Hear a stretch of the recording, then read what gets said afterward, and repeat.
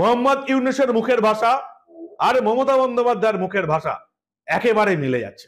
বাংলাদেশের প্রধানমন্ত্রী ভারতের যে যে জায়গাগুলো অস্থির করে দেবার চক্রান্ত করছেন, সেই একই রকম ভাবে অশান্তি ছড়ানোর কথা বলছেন আমাদের বাংলার মুখ্যমন্ত্রী। বাংলাদেশকে গোলাম বানানোর দিন শেষ, এটা মাওলানা ভাসানীর স্বপ্নের নতুন বাংলাদেশ।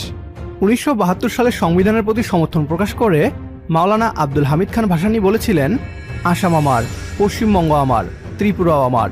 এগুলো ভারতের কবল থেকে ফিরে না পাওয়া পর্যন্ত বাংলাদেশের স্বাধীনতা ও মানচিত্র পূর্ণতা পাবে না। মাওলানা ভাসানীর স্বপ্নের সেই বাংলাদেশ এবার বাস্তবে রূপ নিতে চলেছে, পূর্ণতা পেতে চলেছে বাংলাদেশের লাল সবুজের মানচিত্র।